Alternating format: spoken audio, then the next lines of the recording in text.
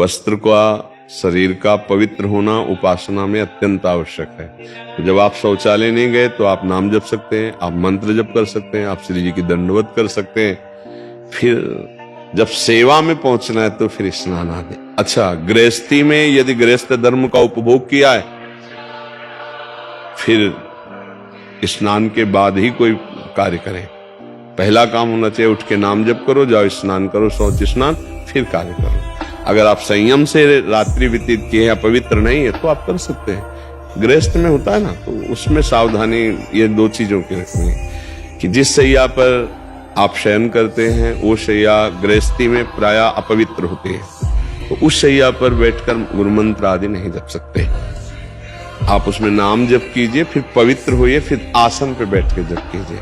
अब जैसे साधु महात्माओं की शैया परम पवित्र होती है, तो जगह जब मंत्र शुरू कर दिया, फिर शौच स्नान गए, फिर तो ये चीजें थोड़ा ध्यान रखने की बातें हैं। अगर आप पवित्र हैं तो आप दंडोती कर सकते हैं। आप अगर ऐसा तो फिर आप स्नान आदि के द्वारा, क्योंकि आपका प्रश्न सब गृहस्थों के लिए उत्तर होगा, तो इसलिए ऐसा। जी, क्या श्री जी की सेवा में दूध आदि को ठंडा करने के लिए फूंक मारना सही है? नहीं, बिल्कुल नहीं।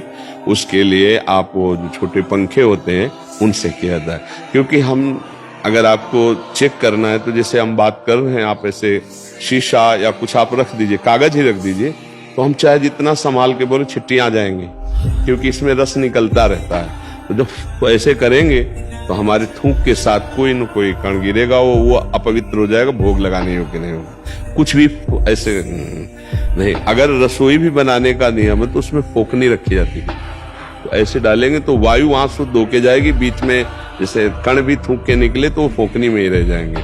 तो अग्नि पवित्र और रसोई पवित्र बन रही है। कुछ पवित्रता का जो निर्वाह है, ठंडा करने के लिए छोटे पंखे आते हैं, ऐसे हाथ से पंखे कर दिए, थोड़ी देर में ठंडा हो गया उचित, और फिर भोग लगा दिया। मुख से तो ना करें ऐसा। और रसोई बनाते समय बातचीत करने के लिए भी मना किया गया है, क्योंकि हम जैसे आटा लगा रहे हैं, बातचीत कर रहे हैं, अगर चिट्टी पड़ गई तो भोग लायक नहीं रहा।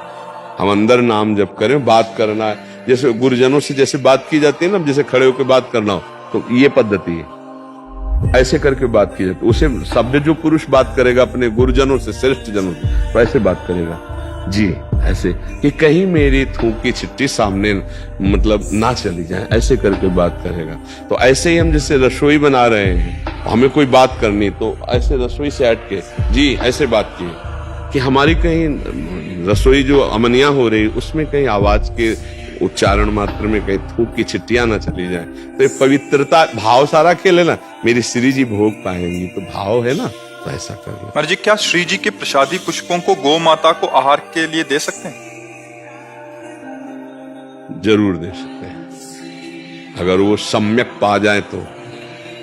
अगर वो छोड़ देती हैं तो एक किनका भी प्रसादी पुष्प का जो श्री जी के श्रृंगार में लगा है, उस पे जब आपका पैर पड़ेगा तो सारे पुण्य नष्ट हो जाएंगे। इसीलिए उसको सुव्यवस्थित करके, जैसे हम यमुना जी, गंगा जी जहां धाराएं हैं, तो धारा से 10 हाथ पहले बालू खोद लें, और खोद के उसमें नीचे करके ऊपर से बालू डाल देते हैं। जब गंगा जी की बाढ़ आएगी तो और वो अंदर ही वहीं रेती पे है, तो परम पवित्र स्थान है, और किसी के ऊपर बालू कर दिया तो अब पैर किसी के लगने वाली बात नहीं रह गई, ऊपर से। क्योंकि ये पृथ्वी भगवान शेष जी के फड़ पे ही तो टिकी है, कहते नीचे तो है तो भगवान है, शेष जी के फड़ पे टिकी हुई है। तो हम ऐसे मर्यादा से कर ले। जैसे हम गाय को डालेंगे तो हमें लगता है सम्यक वो प्रसाद भावना से गाय तो आएगी नहीं, तो गाय माता ने पूरा खा लिया था, लेकिन गुलाब के पुष्प छोड़ दिए थे। तो वही हम कह रहे, एक भी पंखुड़ी अब वो पैर में पड़ेगी तो हमारी उपासना भंग हो जाएगी। पवाने में कोई दोष नहीं। मान लो गुलाब का फूल प्रसादी होता था, हम ही पा लेते हैं। श्री जी ने विराजमान, मान लो राधा नाम विराजमान है, वो गुलाब के फूल में विराजमान, तो पूरा प्रसादी है, तो प्रसादी हम पा लेते थे। तो वो बात अलग है। अब अगर एक जैसे हमें राधा वल्लभ लाल जी की प्रसादी माला पहनाई जाती है, तो सबसे पहला काम ऐसे करते हैं, ऐसे कहीं पंखुड़ी ना गिर जाए। प्रसादी का बहुत बड़ा महत्व है, तो इसलिए ऐसा हमें लगता है कि उसे एकत्रित करते जाओ, और फिर जब महीना 2 महीना में कहीं पावन सरोवर, नदी आदि के समीप जाओ तो खोद करके उसे हम गाड़ देते हैं। क्योंकि प्रवाहित करने पर ये होता है कि लहरों के द्वारा फिर किनारे लगा तो किसी के पैर में लगे।